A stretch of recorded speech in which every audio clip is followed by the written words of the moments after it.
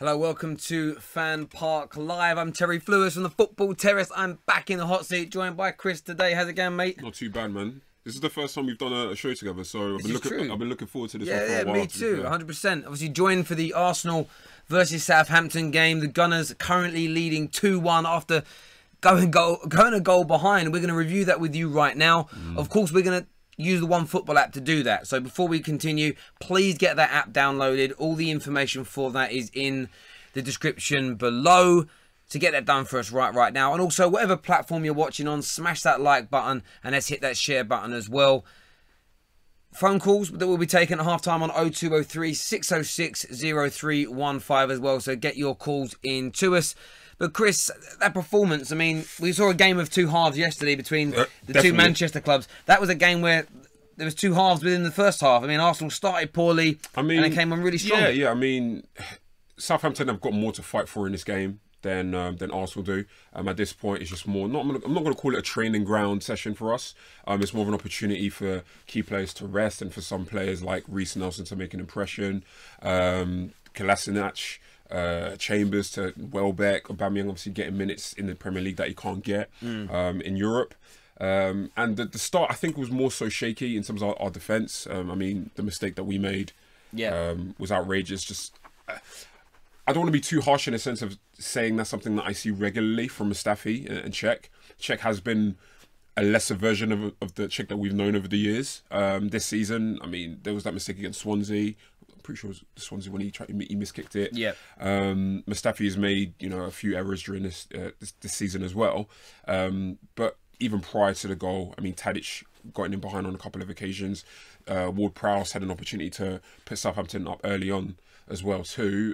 Long has looked threatening, which is something that I have a grievance about, considering he's not scored in how many games. 2 goals in the Premier League this season with Shane Long. And you said that Arsenal are making him look like... Yeah, Lewandowski. Yeah, we're making him look like Lewandowski. Like, we have this thing of like making players lesser players without trying to be disrespectful. But he is.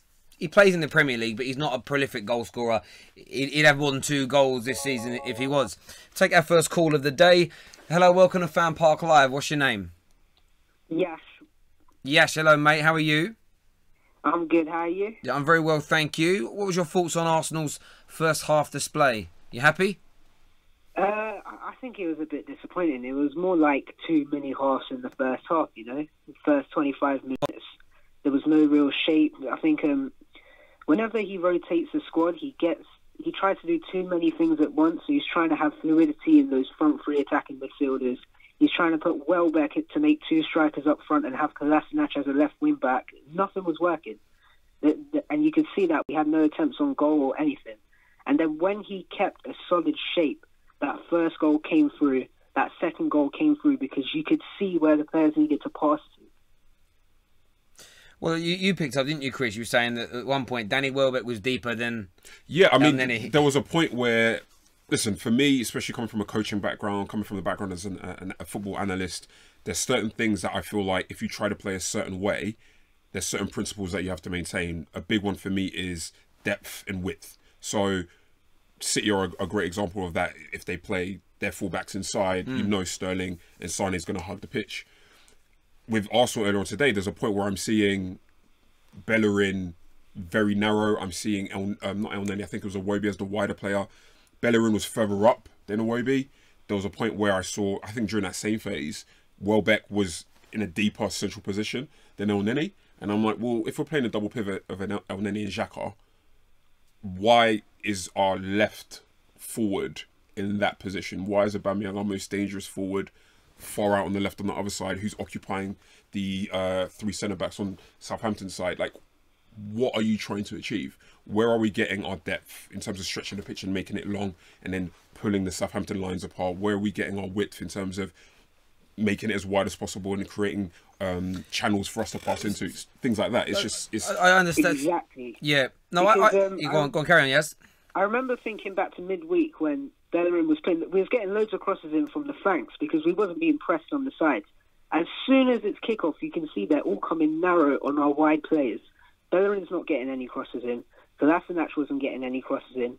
And then once we had a shape, And the first goal came, they played a bit more narrow, and that gave more space on the flanks to start getting those crosses in, and we got more attempts on goal. But the worst thing of the half is when you think about that first goal, and I remember watching Arsenal versus Chelsea, that 2-2 draw, it's an exact replica when Zappacosta crosses it in, Alonso runs in front of the defender and scores. Exactly the same. There's no communication in that back line at all.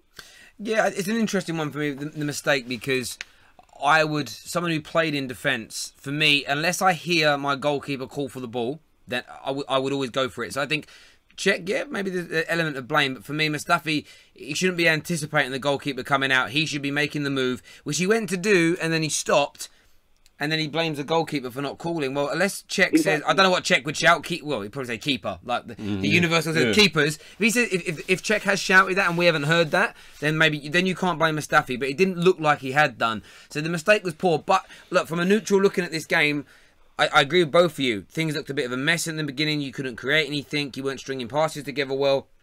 And I really appreciate that call, by the way. Yes, thank you very, very much. But then you made the changes, and we were speaking earlier about good and bad moments in football, but we'll come on to that a little bit later. Hello, welcome to FanPark Live. What's your name? Oh, it's Babe Station again. Hello, are you there? No? I don't know what Jay does that every now and then. He puts through call waiting to us. It's one of them things. Do all of that in your private time, Jay. Hello, welcome to FanPark Live. What's your name? Hello, it's Josh. Hello, Josh. Who do you support, mate? Arsenal. Good, good. Give us your thoughts on that first half performance from Arsenal Football Club. It's just, I'm not going to lie, going into the game, when I saw the lineup, I was a bit baffled. I know we want to save players for European matches and stuff like that, but I think I think Chris was saying it as well earlier, when you're playing someone like El Neni and Xhaka, two defensive players, then our three cams, to me, aren't the most creative players ever. So I thought we could have maybe played at least stop theirs or in there as well for some creativity. But we turned it around. But when you come to go into a football game and know how to play from the get-go rather than leaving it late and not be playing well in the second half. Yeah, I mean, look, I understand everything you're saying, but are you not impressed with the fact that Arsenal have the way they've come back into this game? Does that not... I understand there were some poor moments early on. Maybe it was an experiment. Maybe they were trying things. Maybe the players weren't listening to the manager and they were going out of position and the manager had to rein them in a little bit. Like we're not privy to that. I mean, if I'm watching this game now as an Arsenal fan, I'm thinking, yeah, it started poor, but I should be in a good mood, being 2-1 up. I mean, you've got Danny Welbeck. Danny Welbeck's been quality. You don't normally get that from him, with all due respect. I mean... Yeah, that's a fair point. Yeah, I mean...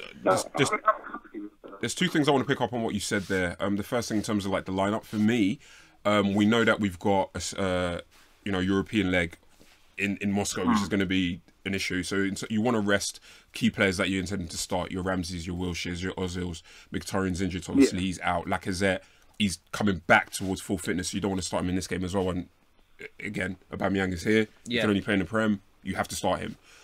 I actually think it was a good balance. I feel like Xhaka at his best is like kind of a holding, deep line playmaker. El Neni has an engine to play box to box to a degree. He can obviously make runs from deep. I feel like when you play a 4-2-3-1, that line of three behind the striker has to be a mixture of two playmakers and one additional forward. I feel like the teams that have played that at their best tend to have that sort of combination. The best example I could use is Bayern Munich, the 2012-2013 team. You've got Schweinsteiger, Javier Martinez, your two sitting players. You've got, at the time I think it was Mandzukic up front. You've got Robin there as the two forwards, one inside forward, one striker. But Chris, going into that game, did you when you saw the lineup? I appreciate what you're saying. Like, you're making valid points. Yeah. Going into the game, did you not at one point maybe because obviously Welbeck's on the forward out of the three. But do you think there was going to be enough creativity from those players going in? I mean, it depends on what you mean by creativity. I mean, at the end of the day, Ozil, Mkhitaryan, some of the most creative players in world football. It's going to be hard for any players of that kind to match that.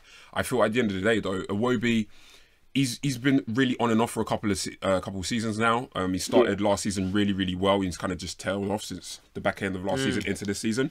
But essentially, him at his best, he's a creative, attacking midfielder. Yeah. Reece Nelson is a creative, wide player. And then you've got Welbeck, who is a forward, who doesn't really score many goals, but in terms of profiles, in terms of archetypes, I actually think it was a good blend there. So any doubt I had about the game was less to do with the lineup and more to do with just the state that Arsenal are in. Yeah. Like we were talking about, like the how we're going to approach it. Yeah. Yeah, it wasn't so much about the lineup. Mate, really appreciate that call. Thank you very much, buddy. Thank you.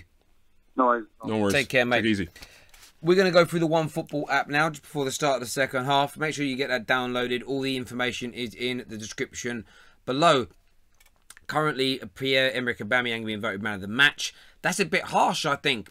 Danny Welbeck, there's that touch for that goal, that touch was... and his actual goal he scored. I mean, you don't get it often from him, but there we go. I mean, you look at this game. I mean, it's completely dominated by nearly 74% of the ball being with Arsenal. We look at the chance. I mean, what I would say though, yes, you scored 2 goals, 7 shots, 3 on target. Southampton have managed 5 attempts against you, and they have even. After you went 2-1 up, they're still looking a little bit dangerous. Well, it's what we were talking about in terms of teams that dominate possession, and how you go about attacking those teams. Because even though we've had more possession, even though our shots on target have spiked, I would say Southampton have had the greater amount of quality opportunities. Yes, like no doubt. Clear-cut opportunities. I mean, apart from Aubameyang's goal, and there was still a degree of difficulty there. We haven't really had any. This should be a goal type score. Of, there hasn't.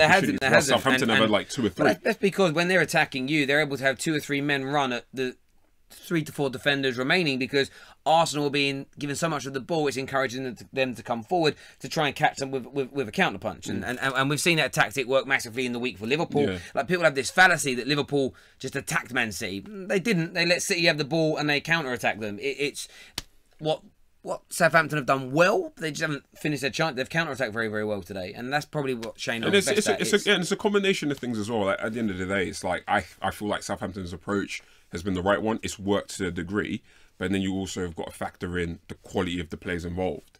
Shane Long.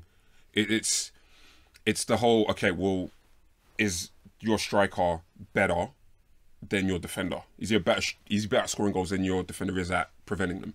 I would say that Mustafi is still a better defender there, and Long is a striker. However, of course. It's the fact that there's a bit of a malaise around us at the moment. We keep on.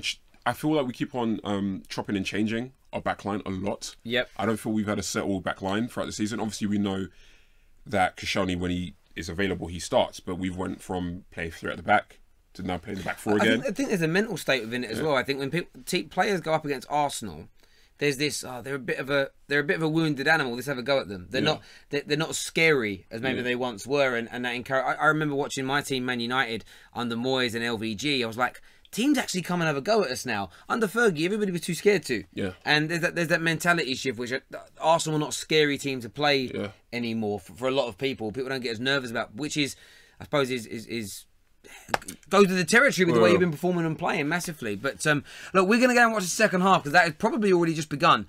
Do us a massive favour as well. Make sure you download the Ultimate Football Fan app as well. Loads of exclusive YouTuber content on there from the guys from Arsenal Fan TV. And many other channels and platforms as well. So go and download that for free. We'll be back at full time to talk more about Arsenal and some football stuff in general.